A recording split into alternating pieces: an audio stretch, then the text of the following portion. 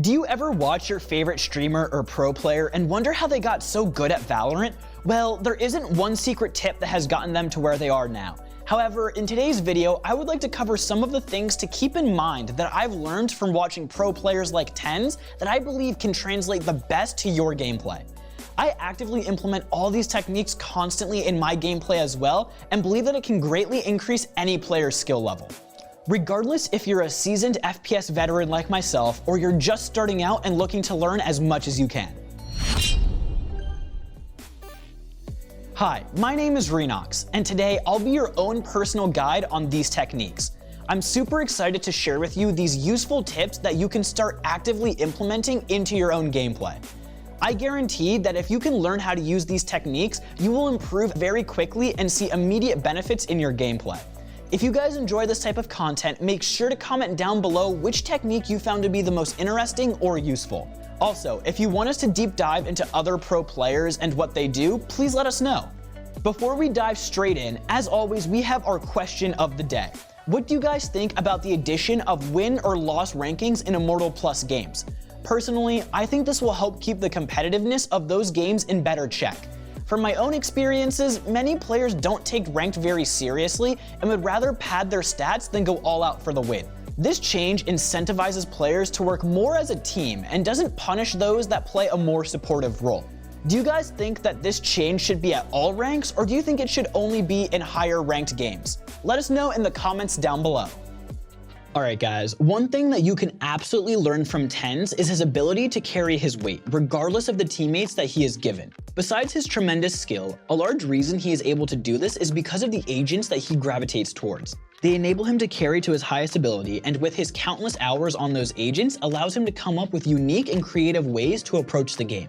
So, if you're struggling in ranked and feel like you don't have enough impact in your games, look into picking up some of the agents that Tenz loves to play. Those agents are Reyna and Jett. Both are agents that have exceptional ability to get opening picks and stay alive. If you are the type of player on your team who is constantly getting a kill to open up the round and you stay alive, you give your team a huge lead in the player count. By being up on a player count, it makes it so much easier to stack or push sites.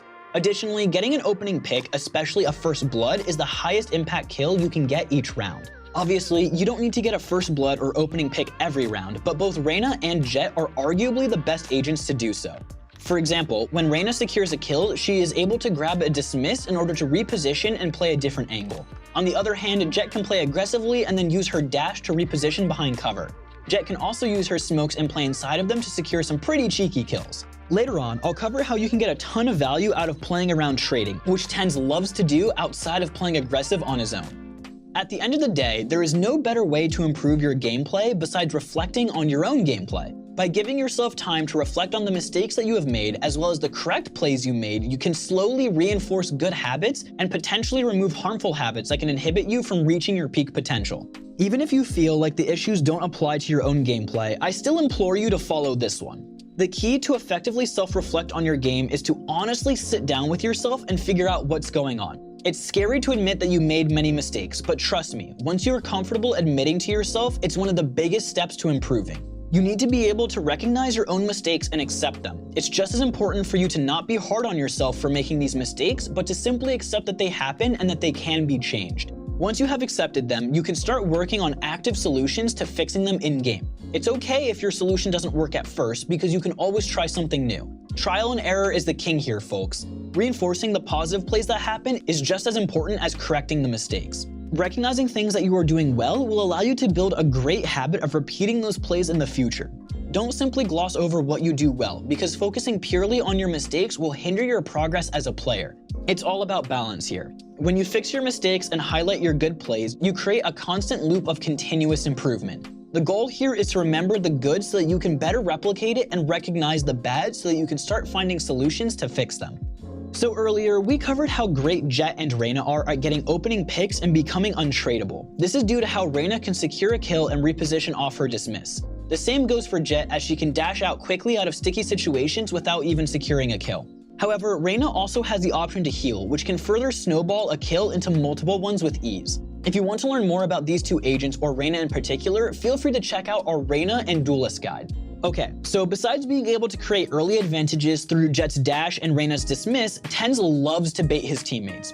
Although this seems like a bad thing to do, it's actually one of the best ways to climb the ranks. Instead of using yourself as the opening potential by baiting others to go first, as long as you secure the trade, you and your team are still in a good position. This is especially the case on attacker's side, as Tenz will often bait other players in order to secure a trade. A player like Tenz is confident that he will win those trades, and by staying alive, he can transfer that trade into even bigger snowballs.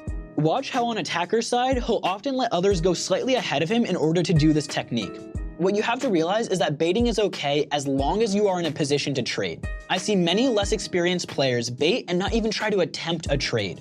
When your teammate is fighting another player, you have to swing or at least attempt to trade. This is a habit that all players with a tactical shooter background have, and so if you're hesitant on doing so, it will only inhibit your ability to climb like Tenz.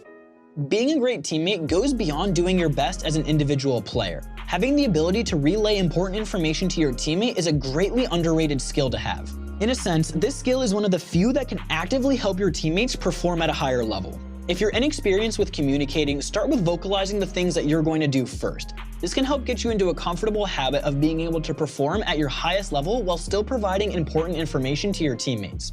For example, start off with learning how to communicate what actions you are doing or planning to do. Are you planning to peek, push, fall back, use utility, or even plant the spike? There are a plethora of actions that you can do in each game that can be very helpful to your teammates. Even if they already know something that you're doing, communicating it with your teammates will help them be on the same page and being on that same page quicker. So again, start by learning how to communicate the important things you're doing or planning to do, then move on to communicating what you're going to do outside of your own perspective later on. I'm a firm believer of fake it till you make it. You might not be at the place you want to be right now, and you might never be, but I think it's much more important that you're confident in your own ability and that you'll eventually reach the destination. If you're actively trying to improve your play and taking the right approaches, you need to be confident in order for it to work. It ties back to having a positive mental attitude. If you've already been persuaded that you can't achieve something, you simply won't be able to do it. So bringing it back to Valorant, if you want to reach Immortal, you can. Remind yourself that with the right tools and enough practice, you can achieve that rank. The physical tips that I provide are equally important as creating a healthy mindset for future growth. I believe that any player can hit Immortal or even Radiant, but you need to believe in it as well. This is a fairly general tip, but if you can be more consciously aware of bad habits like playing reactionary, you will start to notice that you are far more in control of your games than you think you are. Playing reactionary means that you are typically waiting for either the enemy or your teammates to do something before you decide how to react to the situation. Although this is a great play in certain situations, if you can start proactively making plays around your utility or your teammates, you will be able to dictate the pace of the round. Tenz is great at this because he's a great player and teammate. Tenz is always trying to communicate how he thinks that his team should possibly play. He's trying to provide solutions instead of problems, and by communicating plays ahead of time, it keeps everyone on the better page. It's okay to be afraid of making the wrong play, but the important thing to take away is that it's a self-learning process. This goes back on his self-reflective nature. Instead of blaming the environment around him, he's willing to consistently look inwards and analyze how he could have done something better. By looking for more proactive plays, you can open yourself up to being more in control of situations, which can lead to an easier understanding on how to fix mistakes. On the other hand, if you only play reactionary, you open yourself up to a plethora of different player plays and play styles, which are harder to always make the right play around. So again, keep in mind that proactive plays are necessary at helping you develop as a player and can also help your team alleviate pressure and help everyone play better. At ProGuides, we've made several videos highlighting how this third-party source can be great at honing your aim, but don't just take it from us. If there's one thing Tenz loves to do outside of playing a lot of Valorant, it's definitely his habit of aim training. His go-to one is specifically aim labs, and he primarily uses Gridshot for his aim training. When he's not playing Valorant, notice how much effort he puts into honing his raw aim through aim trainers. You might not be great at it at first, but it can help you push the limits of your aim to heights that you didn't think were possible. For example, Tenz's Gridshot score was not magically 130,000. He spent countless hours grinding the game mode just to get to that point. Just like in Valorant, you must spend necessary time into it and constantly learn as you go. It may seem like the professional players you love to watch are at the level they are now simply due to talent, but in reality, these players put the necessary time and energy in growing themselves to become the best at their game. The tips I covered in today's video is a fairly simplified explanation on some of the concepts Tenz consistently likes to do on a regular basis. That's all that we have for this video. If you enjoyed the video, please like, comment, and subscribe. To keep up to date with these types of concepts, make sure to hit that bell notification, which ensures that you stay up to date with our videos and ahead of the competition. If you want to learn more about these techniques, head on over to ProGuides.com for the best Valorant on-demand coaching. Our coaches are among some of the very best, and we hope that you check them out if you enjoyed this video. They will help you with any of your individual Valorant needs and can bring your game to the next level. If that's not your style, make sure to check out our Discord. We have a great community where you can chat, hang out, and possibly even find some friends to play with. Stay tuned for our future videos and keep up the grind, ProGuides fam.